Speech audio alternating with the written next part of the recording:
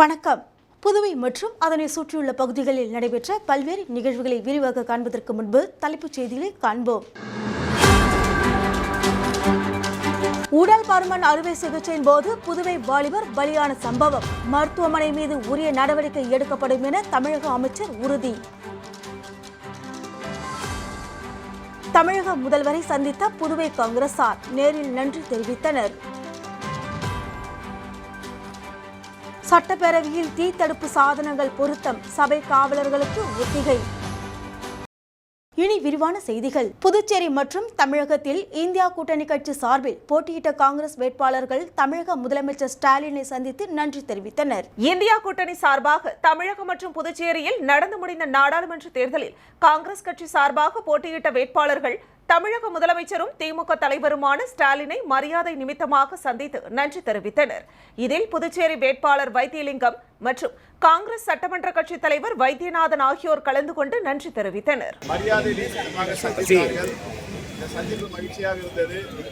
அடுத்த சந்திப்பு பெருவாரியான வாக்கு வித்தியாசத்தில் வெற்றிக்கடியோடு வந்து முதலமைச்சரை சந்திப்போம். புதுச்சேரி மாநில மக்கள் முன்னேற்ற கழகத்தின் சார்பாக தேசிய பஞ்சாயத்து ராஜ் தின விழாவில் கட்டுரை போட்டி, பேச்சு போட்டிகள் நடத்தப்பட்டு வெற்றி பெற்ற மாணவர்களுக்கு பரிசுகள் வழங்கப்பட்டன. புதுச்சேரி மாநில மக்கள் முன்னேற்ற கழகத்தின் சார்பாக தேசிய பஞ்சாயத்து ராஜ் தினம் புதுச்சேரி வெங்கடா நகரில் அமைந்துள்ள தமிழ்ச்சங்கத்தில் கொண்டாடப்பட்டது. விழாவில் கலந்து கொண்ட அனைவரையும் புதுச்சேரி மாநில மக்கள் முன்னேற்ற கழகத்தின் சேர்மன் RL வெங்கட்ராமன் வரவேற்று பேசினார். கழகத்தின் மாநில தலைவர் பேராசிரியர் ராமதாஸ் தலைமை உரையாற்றினார். விழாவில் கலை மாமணி முனைவர் முத்து சிறப்பு விருந்தினராக கலந்து கொண்டு சிறப்புரையாற்றினார். கழகத்தின் மாநில பொதுச் செயலாளர் பேராசிரியர் ராஜன் மாணவர்களுக்கான கட்டுரை போட்டியும் பேச்சு போட்டியும் சிறப்பாக நடத்தி அதற்கு ஆண்டாள், கோமதி, ராதாகிருஷ்ணன், சப்தன், தீபா ஆகியோரை பேச்சு போட்டி மற்றும் கட்டுரை போட்டியில் கலந்து கொண்டவர்களின் நீதிபதிகளாக முன்னிறுத்தி வெற்றி பெற்றவர்களை தேர்ந்தெடுத்து வாழ்த்துரை வழங்கினார். கூட்டத்தில் முன்னாள் பஞ்சாயத்து கூட்டமைப்பு தலைவர் ஜெகநாதன், மாநில செயலாளர் பரந்தாமன், இணை செயலாளர் ஆண்டாள், மீனவர் அணி தலைவர் சந்திரன் ஆகியோர் வாழ்த்தி பேசினர். மாநில துணைத் தலைவர் ராஜ்குமார், மாநில பொருளாளர் செல்வகுமாரி ஆகியோர் விழாவினை ஒருங்கிணைத்தனர். முடிவில் மாநில மகளிர் அணி தலைவர் விமலா பெரியபாண்டி நன்றி கூறினார். பேச்சு போட்டி மற்றும் கட்டுரை போட்டியில் வெற்றி பெற்ற கல்லூரி மாணவர்களுக்கும் பள்ளி மாணவர்களுக்கும் தலைவர் பேராசிரியர் ராமதாஸ், கலைமாமணி முனைவர் முத்து, சேர்மன் RL வெங்கட்ராமன் ஆகியோர் பரிசுகளை வழங்கி பாராட்டினர். விழாவில் ஏராளமான பள்ளி மற்றும் கல்லூரி மாணவர்கள் கலந்து கொண்டு விழாவினை சிறப்பித்தனர்.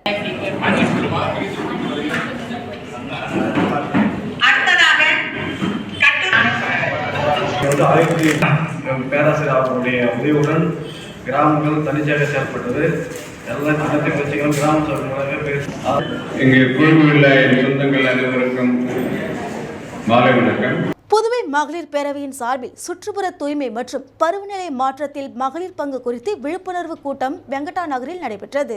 புதுவை மகளிர் பேரவையின் சார்பில் சுற்றுப்புற தூய்மை மற்றும் பருவநிலை மாற்றத்தில் மகளிர் பங்கு குறித்து விழிப்புணர்வு கூட்டம் வெங்கடா நகரில் நடைபெற்றது. புதுவை மகளிர் பேரவை தலைவி ரெஹனா பேகம் சுற்றுப்புற தூய்மை மற்றும் பருவநிலை மாற்றத்தில் மகளிர் பங்கு குறித்து விளக்கினார். தாவரவியல் துறை உதவி பேராசிரியர் முனைவர் குமரேசன் வடிவேலு பருவநிலை மாற்றத்தில் மகளிர் பங்கு குறித்து விளக்க உரையாற்றினார். உழவர்கரை நகராட்சியின் ஆணையர் சுரேஷ் மற்றும் சுகாதார பொறியாளர் சேகர் ஆகியோர் கலந்து கொண்டனர். உழவர்கரை நகராட்சியின் சார்பில் எடுக்கப்படும் சுற்றுப்புற தூய்மையின் ஆக்கப்பூர்வமான நடவடிக்கைகள் குறித்து விளக்கினர். முதுநிலை அதிகாரி காயத்ரி கீப் நம்ம பாண்டி கிளீன் திட்டத்தில் கடைபிடிக்கப்படும் சுற்றுப்புற தூய்மை நடவடிக்கைகளை விளக்கி கூறினார். கூட்டத்தில் புதுவை மகளிர் பேரவையின் உறுப்பினர்கள், நெசவாளர் நகர் மாதர் சங்க உறுப்பினர்கள் மற்றும் ரோஸ் அபார்ட்மெண்ட் குடியிருப்பாளர்கள் சங்க உறுப்பினர்கள் திரளாக கலந்து கொண்டனர். ரோஸ் அபார்ட்மெண்ட் குடியிருப்பாளர்கள் சங்க தலைவர் ஜெயச்சந்திரன் மற்றும் புதுவை மகளிர் பேரவை முத்தமிழ் ஆகியோர் நன்றி உரையாற்றினர். வாய்ப்பு இருக்கு. அதுக்கு நமக்கு வந்து ரெண்டுமே ஆக்சிஜன் நிறைய சாப்பிட்ற மாதிரி ஆக்சிஜன் நிறைய வேணும். அப்படியே அது சாப்பிடாதான் தெரியல.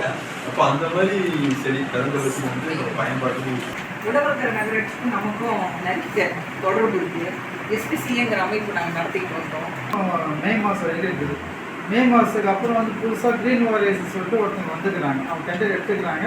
இதயா மகளிர் கலை மற்றும் அறிவியல் கல்லூரியும் புதுச்சேரி துப்புயு பண்பாட்டு இயக்கம் சார்பில் நடைபெற்ற துப்புயு பண்பாட்டு இலக்கிய விழாவில் ஏராளமானோர் கலந்து கொண்டனர்.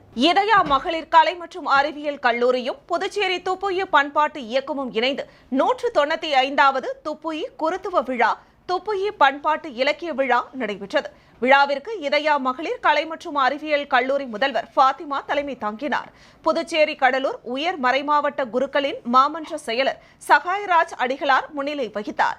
புதுவை துப்புயு மக்கள் பண்பாட்டு இயக்க தலைவர் அந்தோணிசாமி நோக்க உரையாற்றினார். சிறப்பு விருந்தினராக தாகூர் கலைக்கல்லூரி முன்னாள் ஆங்கிலத்துறை பேராசிரியர் ராஜா, தமிழ் மாமணி துரை மாலிரியன் ஆகியோர் கலந்து கொண்டு சிறப்புரையாற்றினர். தொடர்ந்து துப்புயு அடிகளாரின் இலக்கியங்களில் பண்பாடும் அறமும் என்ற தலைப்பில் உரை நிகழ்த்தப்பட்டது. நிகழ்ச்சிக்கான அனைத்து ஏற்பாடுகளையும் முன்னாள் கலைக்கல்லூரி முதல்வர் ராஜன் ஒருங்கிணைத்தார். இதில் ஏராளமானோர் கலந்து கொண்டு சிறப்பித்தனர்.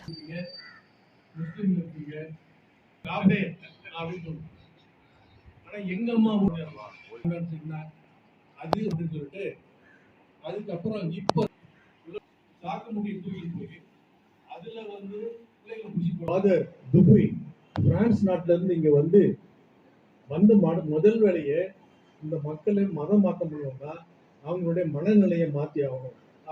புதுச்சேரியில் வாட்டி வதைத்து வரும் வெப்பத்தில் இருந்து மக்களை பாதுகாக்க திருபுவனை காவல் நிலைய உதவி ஆய்வாளர் இளங்கோவன் தலைமையில் காவல்துறையினர் நீர்மோர் பந்தல் அமைத்து பொதுமக்களுக்கு மோர், தர்பூசணி பழங்கள் போன்றவைகளை வழங்கி வருவதை பொதுமக்கள் பாராட்டி வருகின்றனர். வெப்பத்தில் இருந்து மக்களை பாதுகாக்க திருபுவனை காவல் நிலைய உதவி ஆய்வாளர் இளங்கோவன் தலைமையில் காவல்துறையினர் நீர்மோர் பந்தல் அமைத்து பொதுமக்களுக்கு மோர், தர்பூசணி பழங்கள் போன்றவைகளை வழங்கி வருவதை பொதுமக்கள் பாராட்டி வருகின்றனர்.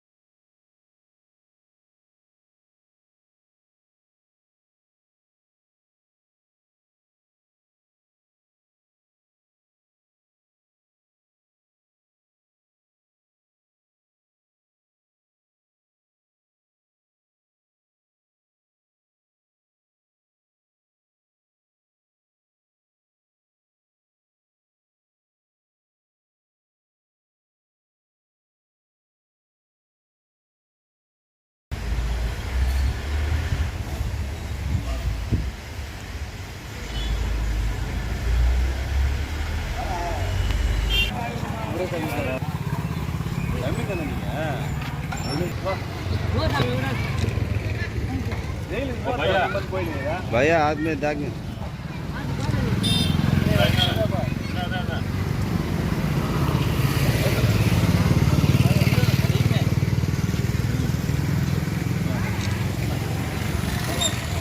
आया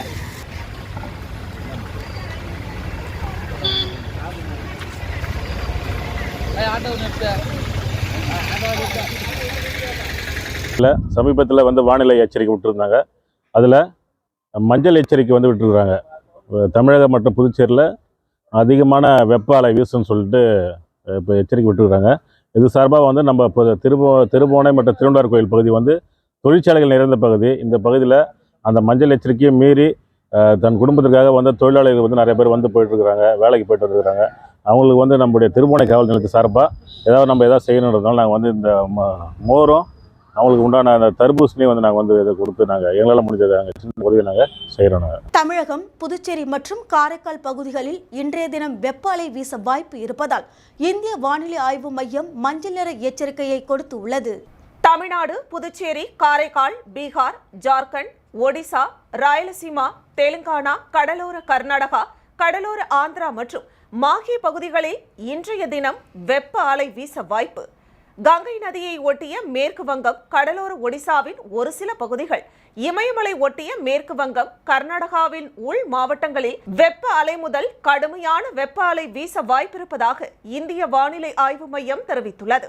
வெளியே வர கஷ்டப்படுறோம். இன்னொன்று பார்த்தீங்கன்னா நம்ம நெய்வேலி வானிலை அறிக்கையில் மஞ்சள் வானம் வருதுன்னு சொல்லிக்கிறாங்க செய்தியில். இன்னும் கத்திரி ஆரம்பிச்சா எப்படி இருக்குன்னு தெரியல. இதில் வேறு மஞ்சள் இந்த இது அலர்ட் வேறு கொடுத்துருக்காங்க போல இருக்குது. அது கொடுத்துட்டா இன்னும் எப்படி வெளியே வர்றதுன்னு தெரில சார் எங்களுக்கு. கண்டிப்பாக தான் இப்போ ஒரு டிஸ்டன்ஸுக்கு ஒரு ஒன்றும் இல்லை, ஒரு 100 மீட்டருக்கு ஒரு தடவை ஒரு தனி பைப் இருந்தால் கூட பரவாயில்ல. தனி பைப் இல்லை, ஆனால் இதில் மஞ்சள் இது வேறு சொல்லியிருக்கிறாங்க. மொத்தம் மஞ்சள் கலர் அலர்ட்டை கொடுத்துக்கிறாங்க. ஆனால் இந்த வெயில் அடிக்கிற வெயில் எப்போவுமே இல்லாமல் ரொம்ப ஒரு மக்களுக்கு வெளியே வர முடியாமல் உடம்புனா அப்படி அரிக்குது உடம்புனா. அதனால் இந்த வெயில் அலர்ட் கொடுத்தால பொதுமக்கள் டூரிஸ்ட்டு யாருமே கிடையாது.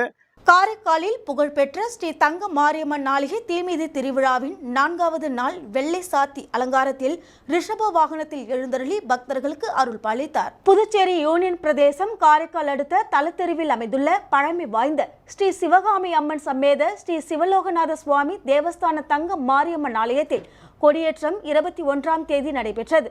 தொடர்ந்து 4வது நாள் தங்க மாரியம்மன் வெள்ளை மலர்களால் அலங்கரிக்கப்பட்டு வெள்ளை சாத்தி அலங்காரத்தில் ரிஷப வாகனத்தில் பக்தர்களுக்கு அருள் பாலித்தார்.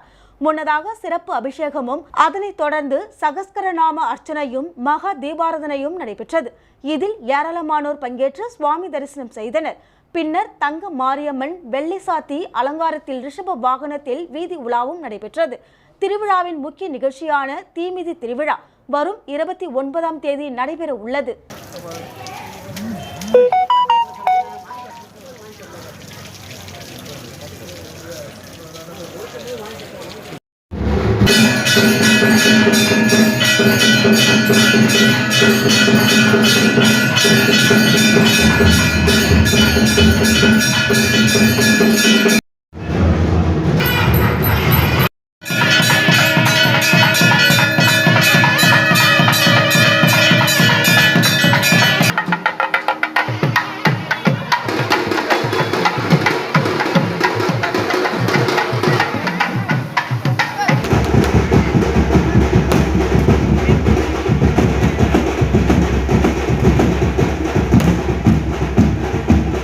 இடைவெளிக்கு பிறகு செய்திகள் தொடரும். உங்க ஒர்க் ஸ்பேஸ்க்கு இல்ல பர்சனல் ஒர்க்கு குவாலிட்டியான கேட்ஜெட்ஸ் தேடுறீங்களா? இனி எங்கேயும் தேடாதீங்க, ஏசர் மால் எக்ஸ்க்ளூசிவ் ஷோரூம் வந்துருங்க. ஆமாங்க, ஏசர் பிராண்டோட லேட்டஸ்ட் மாடல் லேப்டாப், டெஸ்க்டாப், ஆச்சரியப்படுத்தும் அனைத்து தயாரிப்புகளின் ரேஞ்சும் இப்போ நம்ம ஏசர் மால் எக்ஸ்க்ளூசிவ் ஸ்டோர்ல. உங்களோட ஏசர் டெஸ்க்டாப்க்கு தேவையான எல்லா தேவைகளும் எங்க கிட்ட இருக்கு. அதோட ஏசர் மானிட்டர், ஆக்சசரிஸ்னு எல்லாமே இப்போ ஒரே இடத்துல. டிவில இதன ரகங்களான உங்களை ஆச்சரியப்படுத்துற மாதிரி 55-inch UHD, 65-inch UHD டிவிக்கள், 70-inch UHD டிவிக்கள், V series QLED டிவிக்கள்.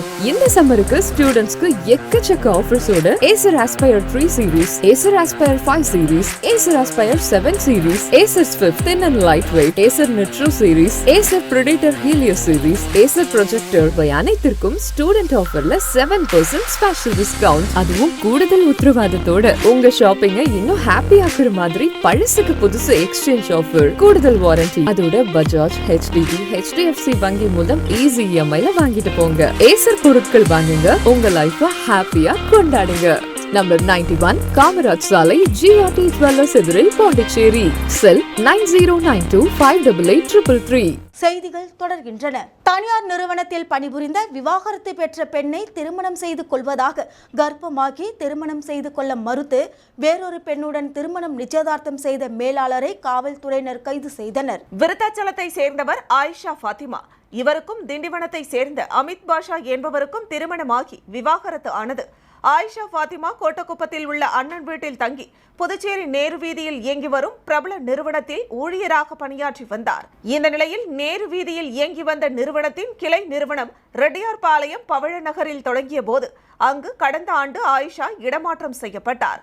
அங்கு மேலாளராக பணியாற்றி வந்த தூத்துக்குடி ஸ்டேட் பேங்க் காலனி பகுதியை சேர்ந்த மோகன்ராஜ் பிரபாகரன் ஆயிஷா ஃபாத்திமா விவாகரத்து பெற்றதை தெரிந்து கொண்டு அவரை காதலிப்பதாகவும் திருமணம் செய்து கொள்வதாகவும் கூறி வந்தார்.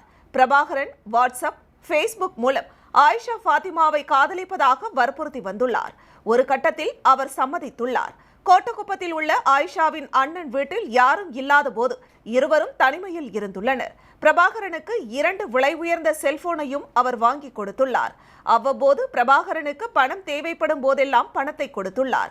இதற்கிடையில் இருவரும் தனிமையில் இருந்து வந்த நிலையில் தன்னை திருமணம் செய்து கொள்ள ஆயிஷா கேட்ட பொழுது அவர் கர்ப்பமான பெண்ணை திருமணம் செய்து கொள்ள வீட்டில் சம்மதிக்க மாட்டார்கள் என கூறி வலுக்கட்டாயமாக வாயில் கர்ப்பம் கலைக்கும் மாத்திரையை கொடுத்து கர்ப்பத்தை கலைத்துள்ளார். திடீரென தூத்துக்குடிக்கு சென்ற பிரபாகரனுக்கும் வேறொரு பெண்ணிற்கும் திருமணம் செய்ய நிச்சயதார்த்தம் நடந்துள்ளது. இதனை அறிந்த ஆயிஷா பிரபாகரனிடம் கேட்டபொழுது தான் திருமணம் செய்து கொள்ள போகும் பெண் வீட்டார் எனக்கு 50 சவரன் நகை, 5 லட்சம் ரூபாய் ரொக்கம், கார் மற்றும் சீர்வரிசை பொருட்கள் வழங்குகிறார்கள் என்றும் உன்னை திருமணம் செய்து கொண்டால் எனக்கு ஒன்றும் கிடைக்காது என்று கூறி ஆயிஷாவின் செல்போன் எண்ணை துண்டித்துள்ளார். பின்னர் பலமுறை ஆயிஷா தொடர்பு கொண்டு தூத்துக்குடிக்கே சென்று தன்னை திருமணம் செய்து கொள்ள வற்புறுத்தியும் பிரபாகரன் மறுத்துவிட்டார். இதற்கு பிரபாகரனின் தாய் ஜெகதாவும் காரணமாக இருந்ததாக கூறப்படுகிறது. இந்த நிலையில் ஆயிஷா கோட்டக்குப்பம் அனைத்து மகளிர் காவல் நிலையத்தில் தான் ஏமாற்றப்பட்டதன் விவரங்களை புகாராக அளித்தார். தன்னை திருமணம் செய்து கொள்வதாக நம்பிக்கை கூறி பலமுறை தன்னை வலுக்கட்டாயமாக பிரபாகரன் கற்பழித்து கர்ப்பமான தன்னை மாத்திரை கொடுத்து கர்ப்பத்தை கலைத்து 3.5 லட்சம் ரூபாய் வரை பணத்தை பெற்றுக்கொண்டு திருப்பி தராமல் மோசடியில் ஈடுபட்டு தனக்கு கொலை மிரட்டல் விடுவதாகவும் இதற்கு பிரபாகரனின் தாய் ஜெகதாவும் உடந்தையாக இருப்பதாகவும் புகார் அளித்திருந்தார். புகாரின் அடிப்படையில் பிரபாகரன் அவரது தாய் ஜெகதா மீது வழக்கு பதிவு செய்தனர். பிரபாகரன் மீது கற்பழிப்பு, நம்பிக்கை மோசடி, பணம் திருப்பித் தராமல் மோசடி உள்ளிட்ட பிரிவுகளில் வழக்கு பதிவு செய்து தலைமறைவான பிரபாகரனை தேடி வந்தனர். இந்த நிலையில் கோட்டக்குப்பம் அனைத்து மகளிர் காவல் நிலைய ஆய்வாளர் வள்ளி தலைமையிலான காவல்துறையினர் பிரபாகரனை கைது செய்து வானூர் நீதிமன்றத்தில் ஆஜர்படுத்தி சிறையில் அடைத்தனர்.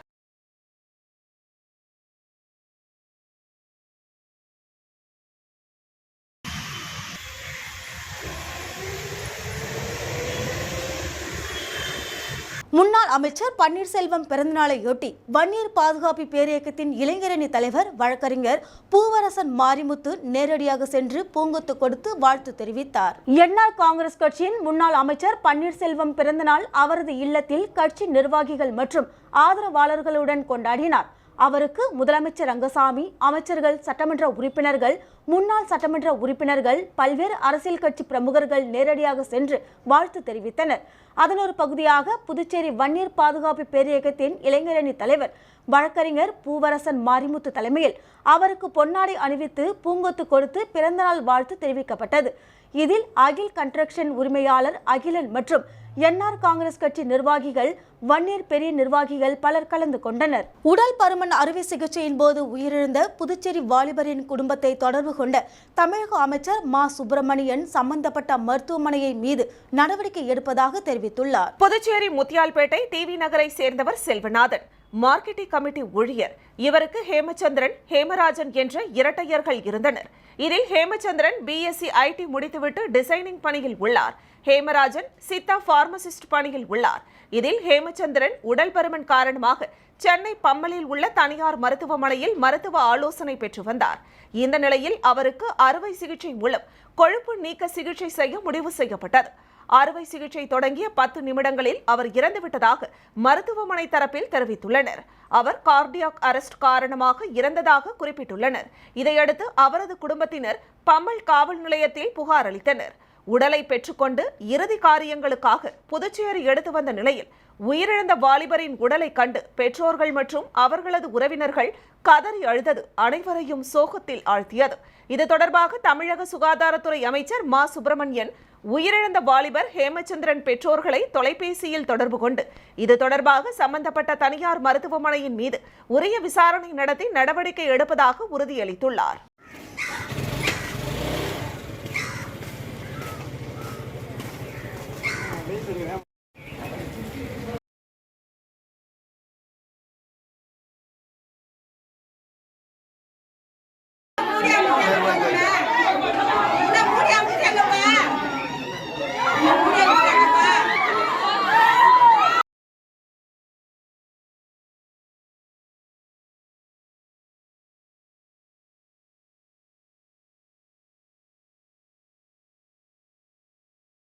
புதுச்சேரி சட்டப்பேரவையில் பாதுகாப்புகளை தீவிரப்படுத்த உள்ள நிலையில் தீத்தடுப்பு சாதனங்கள் பொருத்தி சபை காவலர்களுக்கு ஒத்திகை நிகழ்ச்சி நடத்தப்பட்டது. புதுச்சேரி சட்டப்பேரவையில் பாதுகாப்பு நடவடிக்கைகள் தீவிரப்படுத்தப்பட்டு வருகிறது.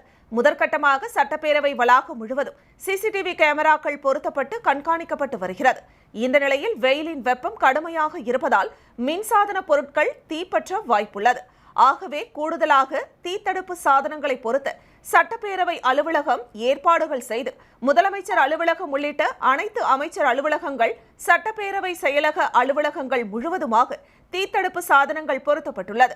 இந்த நிலையில் தீ விபத்து ஏற்பட்டால் தீத்தடுப்பு சாதனங்களை கொண்டு எவ்வாறு தீயை அணைப்பது என்பது குறித்து தீயணைப்புத்துறை அதிகாரிகள் சபாநாயகர் செல்வம் முன்னிலையில் ஒத்திகை செய்து காண்பிக்கப்பட்டது.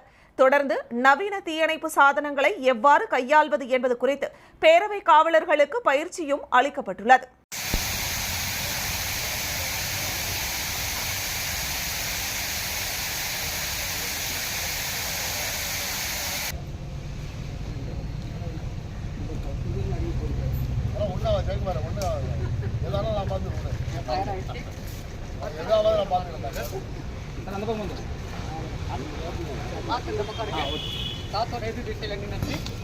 அதுக்கப்புறம் ஒரு 2 மீட்டர் தூரத்தில் வச்சாச்சு, சேஃப்டி பின் அடிச்சாச்சு.